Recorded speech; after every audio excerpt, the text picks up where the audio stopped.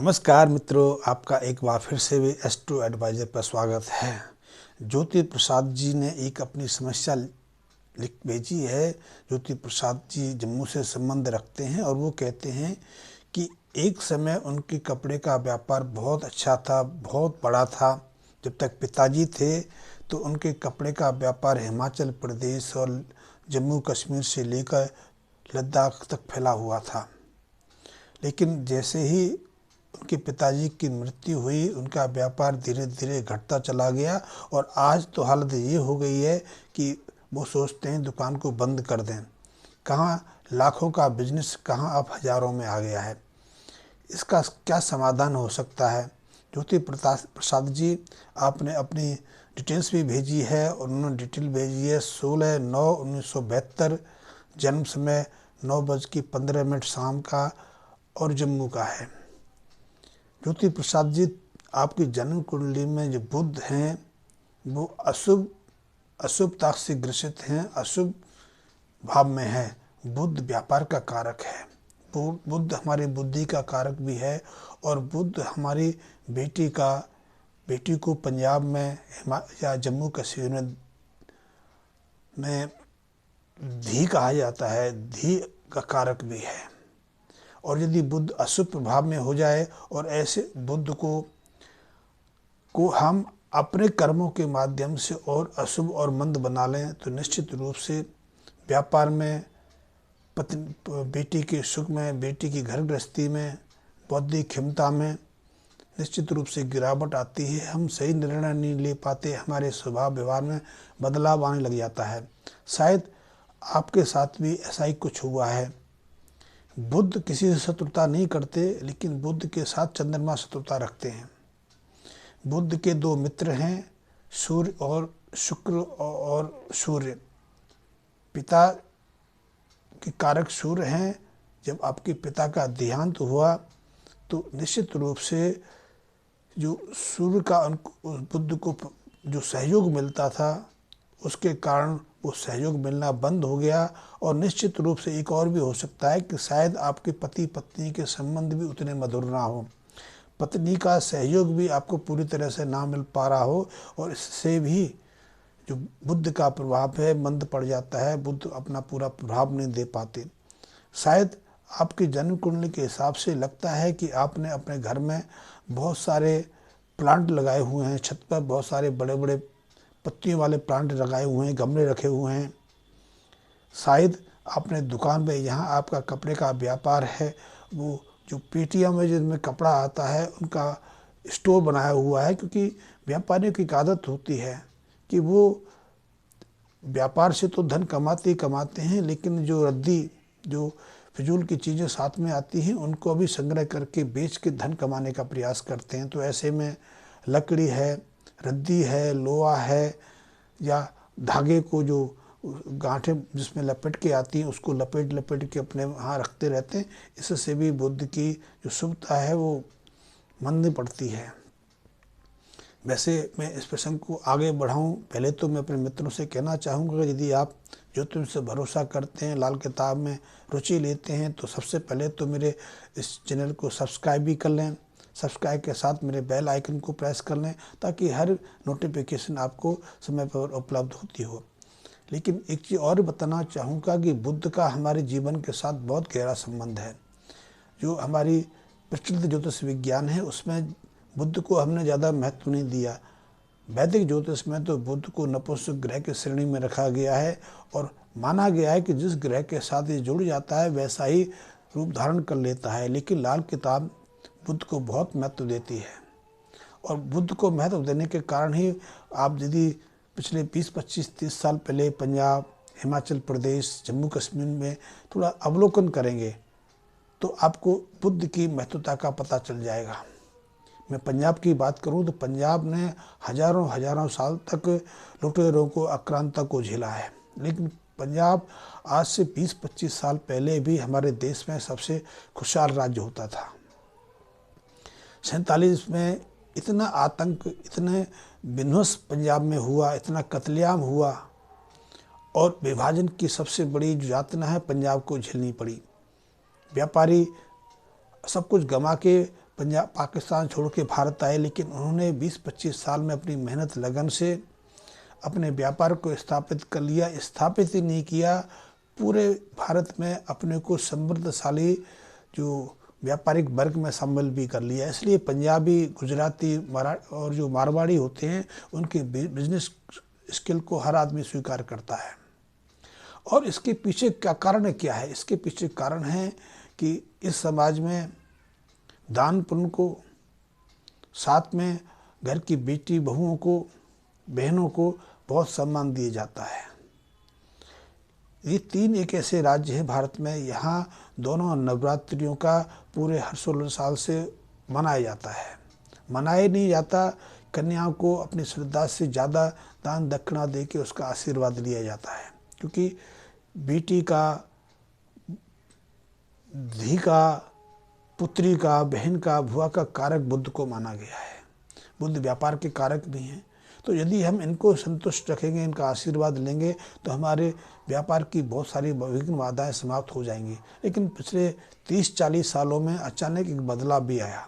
बदलाव ये आया कि इन्हीं राज्यों में ज़्यादातर भ्रूण हत्याओं की घटनाएं भी घटने लगी। इसलिए वहाँ जो लड़के और लड़की का जो परस्पर संतुलन था वो गड़बड़ने लगा। सबसे ज़्यादा भ्रूण हत्याएँ भी इन्हीं राज्यों में हुई। इनके कारण व्यापार की गिरावट आने लगी। और अब तो ये हालत हो गया है कि पंजाब का व्यापार भी लगभग सांस टूटने की स्थिति में फिर भी बचा हुआ है। बचा इसलिए हुआ है कि दान पुण्य में अभी भी पंजाब सर्वाधिक सबसे आगे है। वहाँ दान पुण्य भी होता है संक्रांति पर। तो वैसे ही जो व्यापारिक वर्ग है कई तरह के लंगर लगाते हैं, सर्दियों में कंबल बांटते हैं, भोजन देते हैं। हरिद्वार यदि चलता है, हरिद्वार यदि आज वर्तमान स्थिति में इस सीमा तक पहुंच पाया है, तो उसके पीछे मुख्य हाथ पंजाब, हरियाणा और जम्मू कश्मीर का रहा है, क्योंकि उन्हीं के व्यापारियों ने दान पुण्य दिया कि पंजाब को, हरिद्वार को इतने ऊंचाई तक ले जा सके। हरिद्वार की ज़्यादातर धर्मशालाओं, आश्रमों के पीछे वहीं के व्यापारियों का मुख्य हाथ है, क्योंकि वो दान पुण्य में सर्वाधिक आगे हैं। वैसे भी व्यापारी वर्ग का एक नियम है कि वो दुकान पर जाने से पहले मंदिर जाएगा, मंदिर में अपने साथ फूल मालाएँ लेके जाएगा। तो फूल मालाएँ बुद्ध को प्रसन्न करने का, बुद्ध को सबल बनाने का सर्वोत्तम साधन है। इसके अलावा बतासे, फुलियाँ, चनोरियाँ, फल, गंगाजल, ये सब बुद्ध को समृद्ध, बुद्ध को शक्ति देने के कारक हैं। दान पुण्य करना, गाय के लिए तो वहाँ एक अंशदान निकालने का नियम ही रहा है। आप जाएंगे पंजाब में तो हर दुकान पर एक गुल्लक लगी रहती है, जिसमें अपनी श्रद्धा के अनुसार एक व्यापारी जो जितना दिन भर प्रॉफिट कमाता है उसका एक अंश गाय के नाम पर दान वहाँ निकाल देता है। फिर कोई मांगने वाला आए, कोई साधु आए, तो श्रद्धापूर्वक हर एक को अपनी सामर्थ्य के अनुसार कुछ ना कुछ देते हैं। इससे बुद्ध प्रभावी रहते हैं और व्यापार चलता है। आपसे शायद ये कमियां रहीं, ये गड़बड़ रही। एक तो आपने पिता के बहुत सारी चीज़ों को भुला दिया। दूसरा, आपने अपने घर में, अपनी दुकान में बड़े पत्ते के पौधे लगा लिए, बहुत सारे गमले इकट्ठे कर लिए, आपने कबाड़ इकट्ठा करना शुरू कर दिया। और शायद आपने जो मकान है, मकान में या तो आपका जो मुख्य जिस कक्ष में आप रहते हैं उसको दक्षिण मुखी बना लिया है, या मकान ही आपका दक्षिणी मुखी हो गया है। इससे आपके बिजनेस में गिरावट आई है।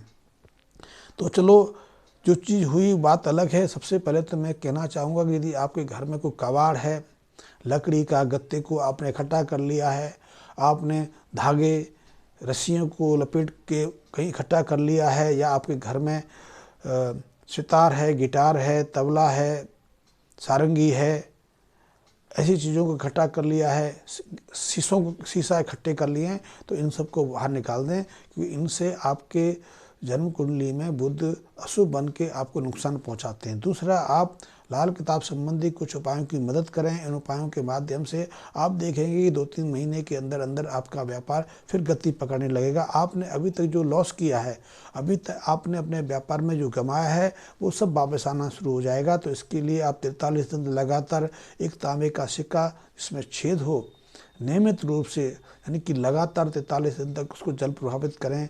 जम्मू में तो ताप्ती नदी बहती हैं, तो आप इस उपाय को ताप्ती नदी के किनारे कर सकते हैं। इसके अलावा 27 दिन तक आपको एक तांबे के लोटे में साबुत मूंग भरकर उसके मुंह को तांबे के ढक्कन से बंद करके आप कली का टाका लगवा सकते हैं, या फिर उसको पीतल का टाका लगवा के उसे ताप्ती नदी में प्रभावित कर सकते हैं। और यदि नदी में जाना आपके लिए संभव हो तो इस तांबे के लोटे को आप किसी मंदिर में भी दान दे सकते हैं। इसके अलावा आपके लिए एक और उपाय है जो आपको व्यापार में फिर उन्नति देगा, आपको व्यापार में फिर अग्रसर करेगा। उसके लिए आप 2.5 चक्कर का या तो चांदी का कड़ा बनवा लें या फिर अंगूठी बनवा लें। अंगूठी शुद्ध चांदी की हो और उसके चक्कर 3 ना हो, 2 ना हो, 2.5 हों। तो ऐसे कड़े को या तो आप दाहिने हाथ में धारण करके रखें या आपने दाहिने हाथ की मध्य उंगली में धारण करके रखें। ये बुद्ध को प्रबल बनाएगा, बुद्ध के शुभ प्रभाव आपको देने में मदद करेगा। इसके अलावा आप नियमित रूप से सतनाजा पक्षियों को डालते रहें। सतनाजा में 7 अनाज होते हैं, आप जानते भी हैं। मक्की का अंश थोड़ा कम रखना है, बाजरा उसमें शामिल कर लेना है, गेहूँ थोड़ा सा, बाजरा, मसूर की दाल, मूंग की दाल, चावल, और चाहे तो आप उसके साथ में रागी ले सकते हैं, बाजरा ले सकते हैं या मंडुआ ले सकते हैं। और जम्मू कश्मीर में तो मिल्स की एक कोदो भी मिलती है, तो आप वो भी डाल सकते हैं। इससे इस सतनाजे से आपके भाग्य में फिर तीव्रता आएगी। जो नुकसान हुआ है, जो अवरोध आपके जीवन में, आपके व्यापार में आए हैं, उन रुकावटों को आप अपने जीवन से निकाल पाएंगे। तो उसको करके देखें। कौओं को भी नियमित रूप से कुछ ना कुछ खाने को दें। कौआ हमारी गति को सुधारने, हमारे भाग्य में वृद्धि करने और हमारे से जो अपराध हुए हैं, जो भूलें हुई हैं, जो गलतियां हमने अपने जीवन में की हैं, जिसके कारण हमारे जीवन में कई तरह की परेशानियां खड़ी होने लगी हैं, उनके अवरोध को दूर करने में कौवा कुत्तों से ज़्यादा कोई मदद नहीं करता। तो कौओं को आप दही खिलाते रहें। दही के साथ में आप जो इमरतियाँ होती हैं जिन्हें उड़द की दाल से निर्मित किया जाता है, तो उड़द की दाल से बनी इमरतियों में दही डाल के आप कौओं को खिला सकते हैं। और यदि कुत्ता आपके हाथ से इन इमरतियों को, इस दही को सेवन करेगा, तो निश्चित रूप से आप समझ लिए कि आपकी गति सुधर गई, आपके नुकसान जो समाप्त हो गए, आपके व्यापार में फिर तीव्रता आएगी। और तीव्रता ही नहीं आएगी यदि आपने अपने पिता के साथ में, परिवार के साथ में, मित्रों, भाइयों के साथ में या माँ के साथ में जो भूलें हुई हैं, क्योंकि जवानी में हम बहुत कुछ कर बैठते हैं, हमें नादानी में याद नहीं रहता, लेकिन जब हम मुसीबत में होते हैं तो सब कुछ आता है। या फिर हमारे जैसे कई एस्ट्रोलॉजर आपको बता देते हैं, आपके दिमाग में ऐसी चीज़ डाल देते हैं, फिर उसको आप तत्काल दूर करने के प्रयास में रहते हैं। तो उसके लिए बहुत लोग बड़े बड़े अनुष्ठान कराते हैं, लेकिन मैं इतने बड़े जटिल महंगे अनुष्ठानों की सलाह किसी को नहीं देता। मैं तो सहज छोटे से उपाय बताता हूँ। तो आप कौओं को प्रसन्न रखें। कौए प्रसन्न होंगे तो आपके जीवन से ऐसी बाधाएं भी दूर हो जाएंगी। तो आप छोटे से उपाय को देखें। निश्चित रूप से 2 से 3 महीने में आप स्वयं मुझे फ़ोन करके बताएंगे कि अब आपके व्यापार ने गति पकड़ ली है, आपकी परेशानी का समाधान हो गया है, और फिर आप